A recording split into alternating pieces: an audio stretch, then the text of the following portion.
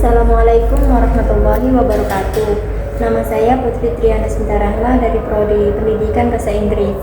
Di sini saya akan mempresentasikan tentang persatuan dan resolusi konflik antara umat muslim dengan non-muslim dalam bingkai negara. Untuk memenuhi tugas mata kuliah pendidikan agama Islam, perbedaan bukan dijadikan alat inklusivitas pada fenomena konflik sosial, melainkan merupakan keteguhan kita untuk merangkul kaum minoritas dalam konteks agama.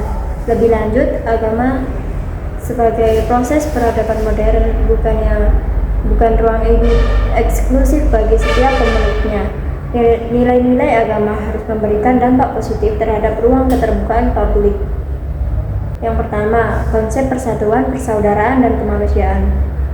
Persatuan dan kesatuan memungkinkan semua kelompok masyarakat hidup berdampingan dengan damai dan saling menghargai, tanpa perlu khawatir tentang konflik etnis atau budaya. Contohnya, bertoleransi antar agama, gotong royong, menghargai keanekaragaman budaya, menjaga ketertiban dan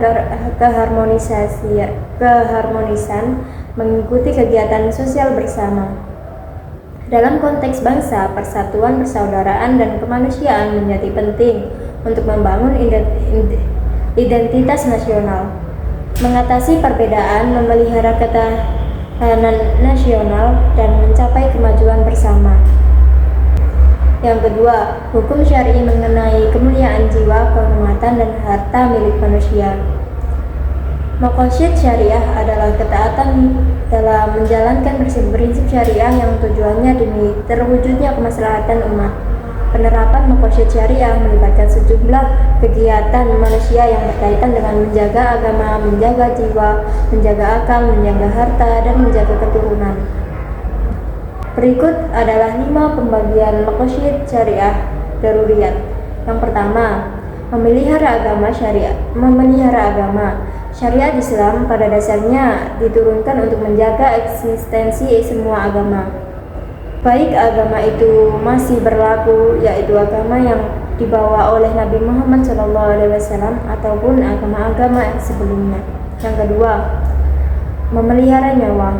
Syariat Islam sangat menghargai nyawa seseorang, bukan hanya nyawa pemeluk Islam, bahkan meski nyawa orang kafir atau orang jahat sekalipun, adanya ancaman hukum qisas menjadi jaminan bahwa tidak boleh menghilangkan nyawa.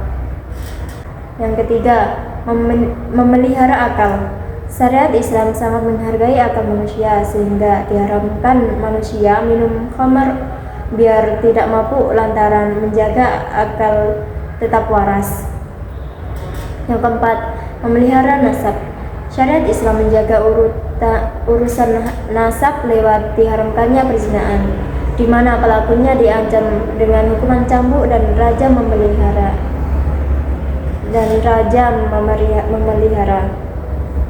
Yang kelima, memelihara harta. Syariat Islam sangat menghargai harta milik seseorang, sehingga mengancam siapa mencuri harta hukumnya adalah dipotong tangannya.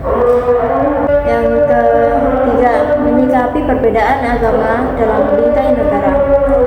Sebagai warga negara yang baik, kita harus tetap menjaga persatuan dan kesatuan dengan menanam paham toleransi. Jangan sampai Indonesia terpecah belah akibat isu-isu negatif. Ingat kata pepatah, bersatu kita teguh, bercerai kita rukun. Adapun cara menjaga keberagaman agama di Indonesia, yaitu dengan satu, toleransi antar umat manusia beragama. Yang kedua, tenggang rasa. Yang ketiga, tidak menganggap agama sendiri yang paling tinggi dan baik. Yang keempat, menerima keragaman agama, suku bangsa dan budaya sebagai kekayaan bangsa yang tak ternilai harganya. Yang terakhir, antisipasi terhadap faktor-faktor penyebab perpecahan dan permusuhan antar agama. Di Indonesia, upaya untuk menciptakan kerukunan antar umat beragama sudah sejak lama dibina, sejak tahun 1967 hingga sekarang. Namun hasilnya konflik atas nama agama tetap saja berlangsung. Menurut Bambang Sugiharto, tantangan yang dihadapi setiap agama saat ini ada 3. Pertama, soal disintegrasi, dan kedua, degradasi moral. Yang kedua, soal pluralisme dan eksklusivisme, ketiga soal ketidakadilan. Ketika persoalan tersebut sudah diatasi karena beberapa faktor, diantaranya adalah karena adanya sikap agresif yang berlebihan terhadap pemeluk agama lain, adanya konsep kemutlakan Tuhan yang disalah mengertikan, dan adanya kepentingan luar agama, politik, ekonomi yang turut mengintervensi agama. Masalah kerukunan umat Islam beragama dan antara umat beragama sangat penting untuk terus dibina, sebab akhir-akhir ini kerusuhan di berbagai daerah yang melibatkan umat beragama terus bergejolak, meskipun pemicunya sangat kompleks menyangkut soal ekonomi dan politik. Tetapi jika ajaran agama dipahami secara benar, sesungguhnya tidak akan terjadi kerusuhan tersebut, sebab setiap agama mengajarkan kerukunan dan cinta kasih, menyerukan kebijakan dan mencegah kemungkaran, atau dalam bahasa Al-Quran disebut amar ma'ruf nahi munkar. Kesimpulan, kerukunan hidup antar umat beragama dimaksud adalah kerukunan yang tercipta di antara umat beragama dalam kehidupan sosial tanpa mempersoalkan agama atau akidah masing-masing. Sedangkan Indonesia adalah negara dengan banyak kelompok etnis, budaya, bahasa, dan agama. Persatuan dan kesatuan yang memungkinkan semua kelompok masyarakat hidup berdampingan dengan berdamai dan saling menghargai, tidak tanpa perlu khawatir tentang konflik etnis atau budaya.